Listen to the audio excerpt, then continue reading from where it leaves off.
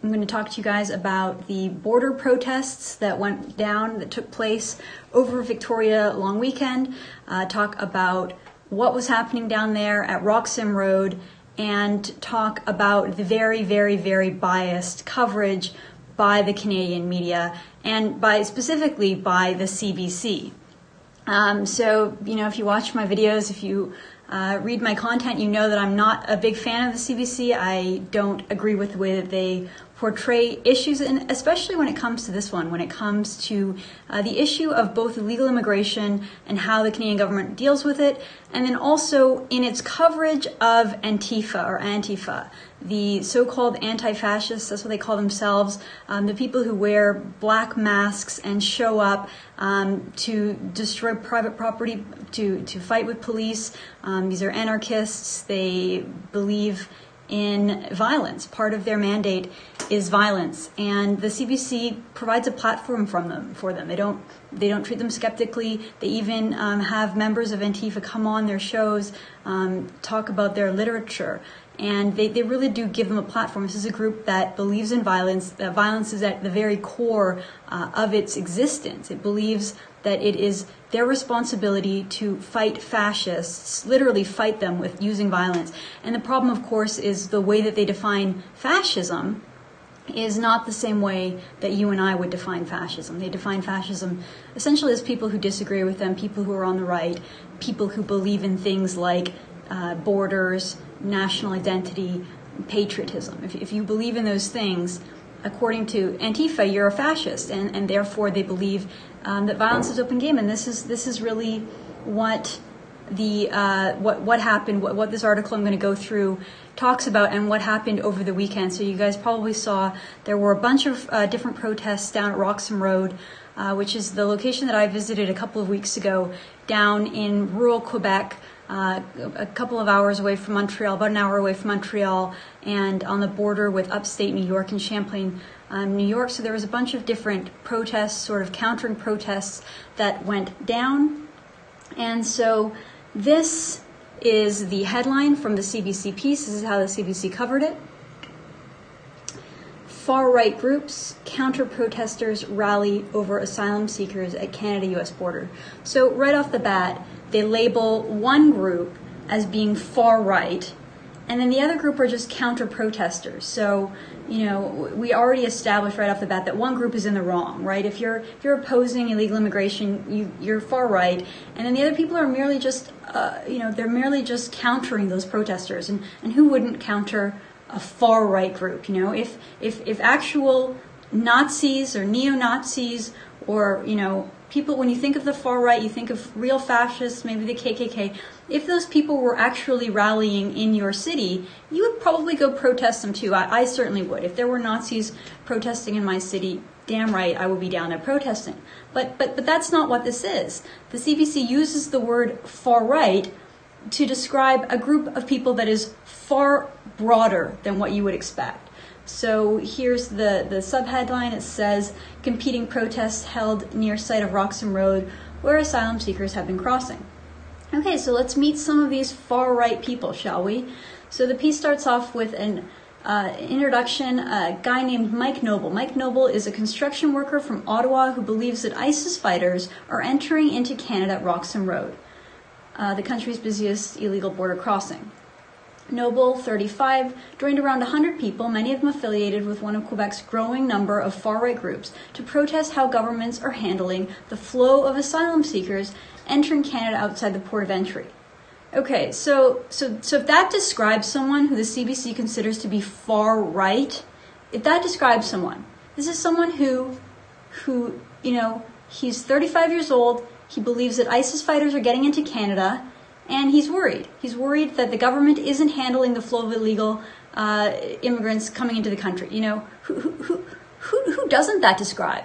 Who isn't worried about ISIS coming into Canada? I mean, anyone who has eyes and who has been paying attention to global events and global affairs over the last few years know that ISIS took advantage of the refugee crisis in Europe.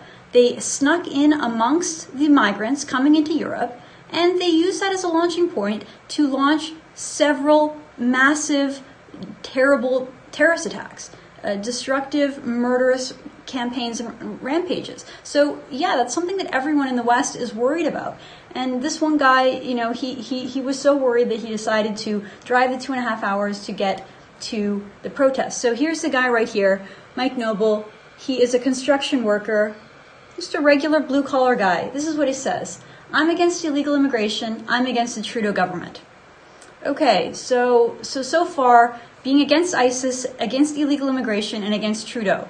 Those are the things that make you far right. Then get this. He goes, my grandpa fought for this country during World War II. My great-grandfather fought for this country during World War I. And I can't let criminals and ISIS members come here and try to destroy my people. Again, this is who the CBC considers far right. This person's father, his grandfather and his great-grandfather are Canadian heroes. They fought for our freedom. And here's the descendant of that lineage, that proud family lineage, and he's being maligned and he's being smeared as far right because he had the courage to go to a protest.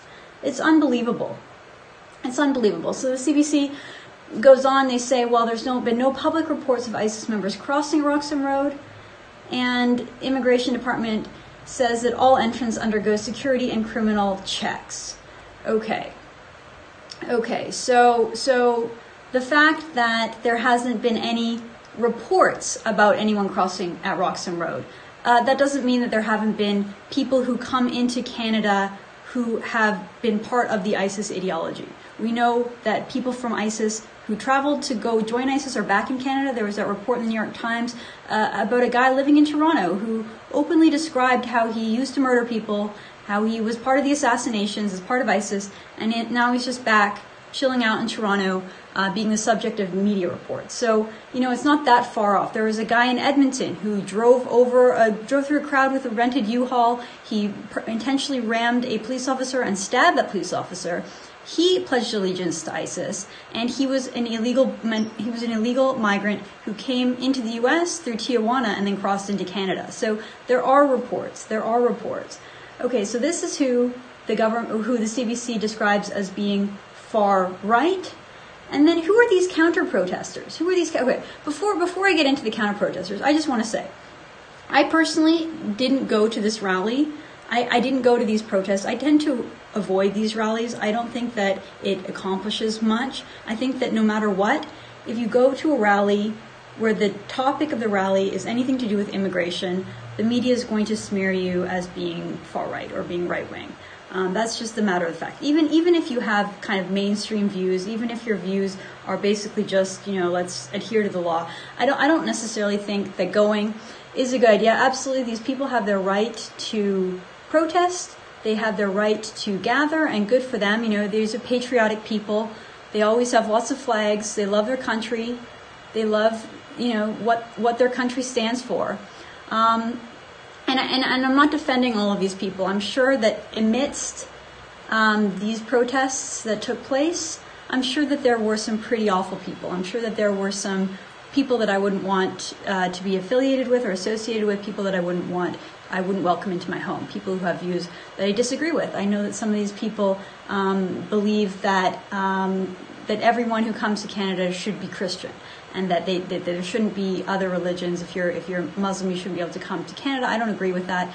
I think that there is room for everyone within our country, within our identity. However, I do believe that if you want to come to Canada and be Canadian, you have to join the Canadian family. You have to join and adhere to Canadian values and Canadian laws. That's what I call pluralism. I think it's different than the nationalism that these people represent.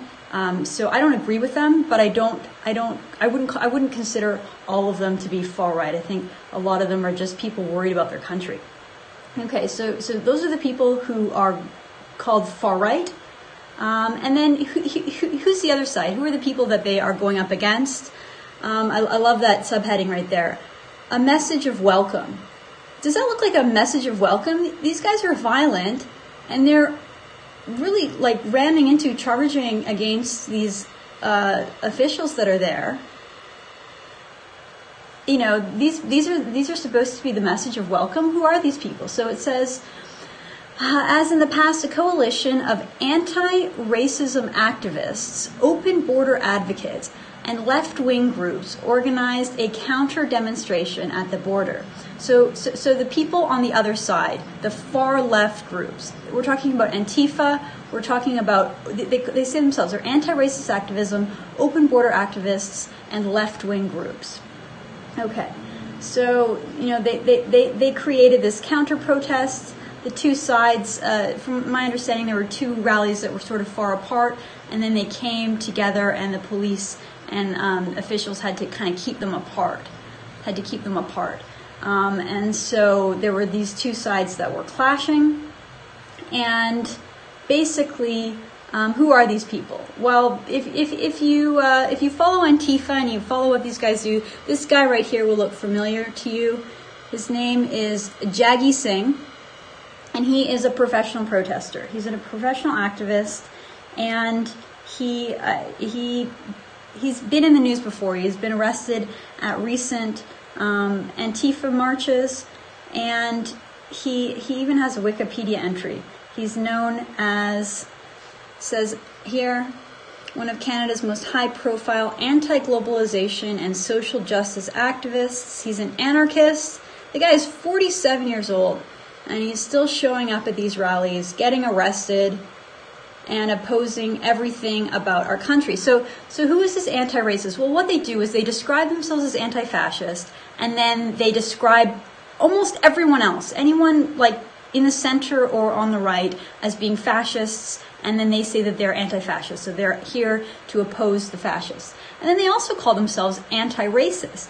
But they do the exact same trick. They say that they're just fighting racism.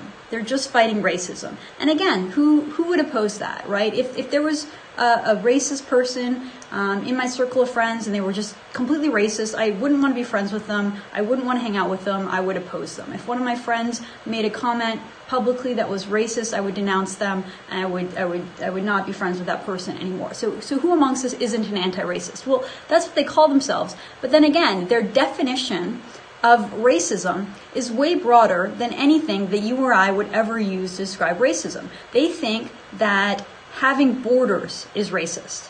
They think that being Canadian is racist. They literally think that Canada is a racist society, that our history is racist, that our government is racist, that our laws are racist. They think that everything about our country is racist. So they call themselves anti-racist, but really what they are is anti-Canadian. They're anti-West. They believe that Canada and the West, the whole West, the whole West, everything to do with the West, the United States, Canada, Australia, UK, Europe, they think it's all racist. And so when they call themselves anti-racist, they're really saying that they're anti-Western. And if you don't believe me, this is Jaggi Singh. This is what he published right before he went to this rally. I'll read it to you. So he says he's sharing a video of more vandalism of Queen Victoria statues in Montreal in anticipation of the Victoria Day holiday. It's one of the ways to tolerate this weekend's whitewashing of the British monarchy.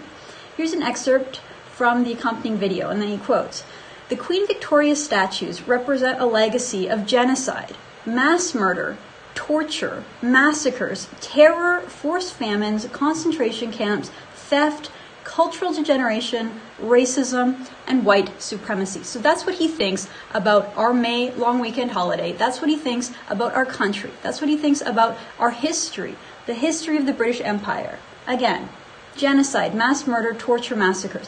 I mean, to be in that mindset, to think that those are the things that Canada represents, that those are the things that are our history, that the Western world, the place that has championed human rights, the place that's championed freedom, the place that was the first one to abolish slavery. Forget about the fact that there was slavery. There's slavery all over the world in every society. There's still slavery that exists today. In ISIS, in terrorist groups, they use slavery. British Empire is the one that abolished slavery for the first time. I mean, it's not even really worth going through how absurd you have to be to believe that the Western world and the British Empire is responsible for all the ills in the world. You have to be a complete you have to be blind to not only history. It's interesting what these people do, because they're cultural relativists. So they compare other cultures at a lower bar than our culture. They're more critical of our culture, and then they give people a pass from other cultures. They don't hold them to the same standard. But then looking back at history, they look at history with the same standard as today. So yeah, you can look back at history, and you can look back at things that the British Empire did from today's perspective and be horrified. And it's true, some horrible things happened under the British flag, under the British Empire. That is true. But if you compare it to what else was happening around the world in other places at that time, it's really not that bad. And you can start to understand why the West developed as the freest, safest, securest, most prosperous, not only society in the world, but in human history. The freest, most democratic, wealthiest place in human history is right here.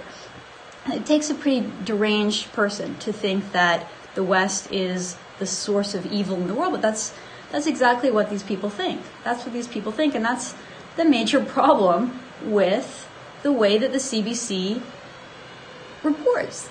To take a person like this, who represents the most extreme position in Canadian society, he believes that we should have no borders, and he believes that the West and Canadian history is the great evil in the world, and that being Canadian is racist, and that opposing open immigration makes you a fascist. Voting Conservative makes you a fascist. That's what he believes. And the CBC is giving him a platform, kind of treating him with kid gloves, just saying he's just a counter-protester. He's just out protesting those far-right groups. It's pretty despicable. It's pretty despicable. And I think that that's the problem, is that the CBC is obviously on the left side of the political spectrum. They're supposed to represent all of Canadian, they get $1 billion from the taxpayer, and they're supposed to tell the Canadian story. And yet they represent their own distorted ideology that's not mainstream, that's not in the Canadian center. It's not even a center-left perspective. It's a far-left perspective. And they're just leaving the rest of the country behind. It's hard to even take. I can't imagine reading a story like that with sincerity. It almost does read like satire, because you're talking about a person whose great-grandfather and great-great-grandfather were war heroes, and who were defending Canadian freedom from real fascism in Europe, and you're calling him far-right.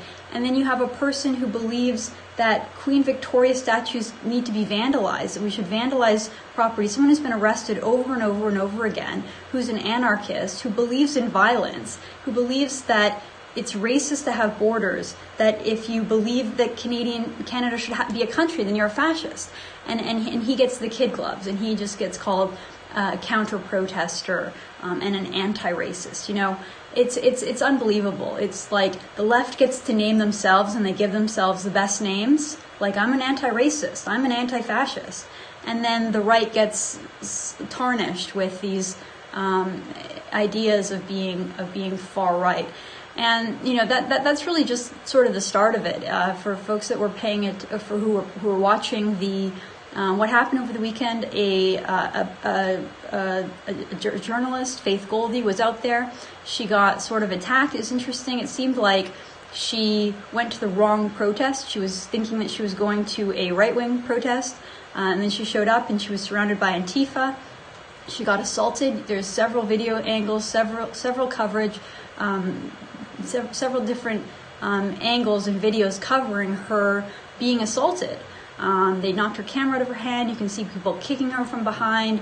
She's there with a friend, and they're hitting him and pushing him.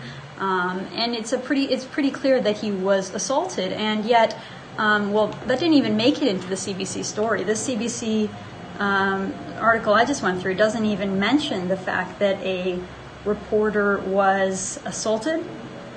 And again, could you imagine? I don't agree with Faith. I think that she's part of that group that I talked about earlier, the nationalist group, and I don't agree. I don't personally subscribe to that vision. I don't agree with them at all. I don't like it.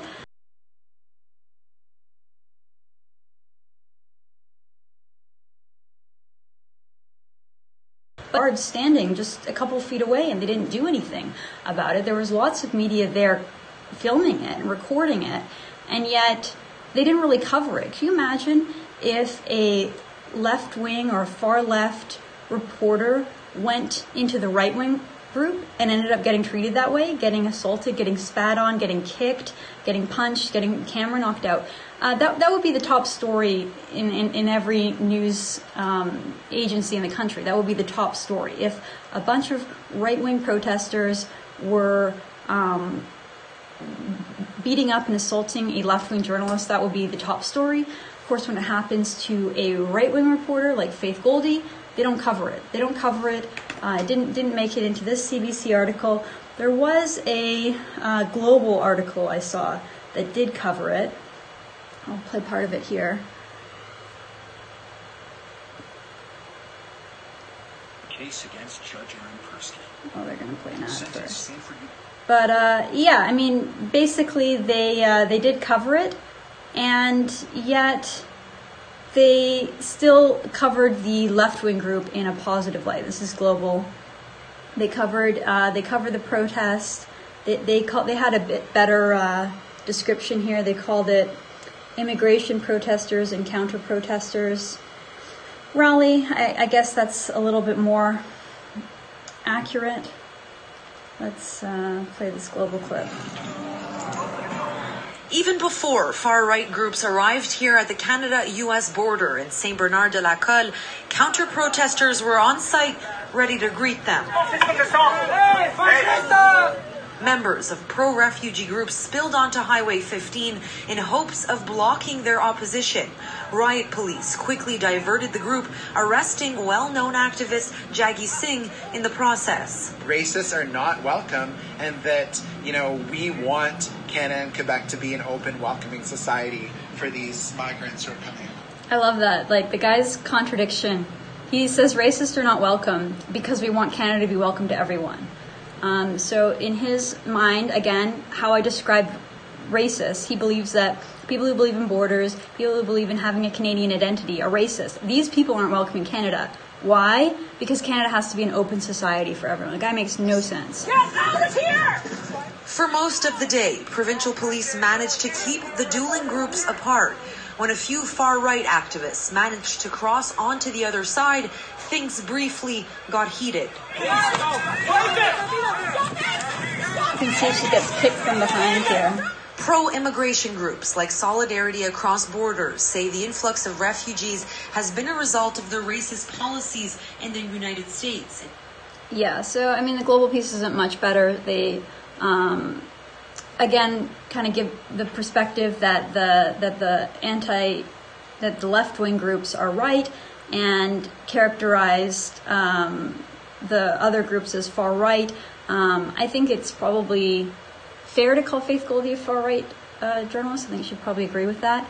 But again, the idea that all of those people were far-right, I mean, the person that the CBC chose to highlight as being far-right just goes to prove how stupid their own reporting is. That if you believe that someone who opposes ISIS and opposes open borders is far-right, then you're in no place to be the one to determine who is right and who is left. So I'm going to leave it at that. I think that most people across the country don't agree with having an open border. They don't like having people being able to just stream right through. It's not really about compassion, right? It's about the laws being followed or order being maintained.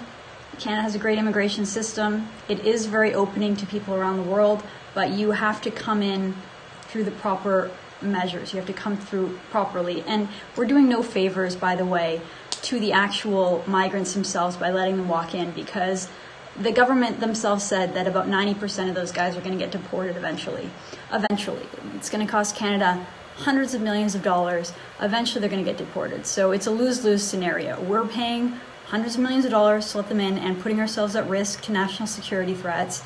And these people are going to eventually get deported, and their lives are going to get turned upside down. So, the idea here that it's a left-right issue isn't even accurate. I think most Canadians probably agree that what's going on there isn't being properly managed and the Trudeau government is not doing its job, regardless of what the media say, regardless of what the CBC or Global or anyone else who covered it. Those are just two examples. I'm sure there was other coverage that was equally bad and equally biased. So, I think that it shows that these folks are out of touch. And again, I don't know why CBC doesn't even make an attempt to understand mainstream Canadian views and ideas.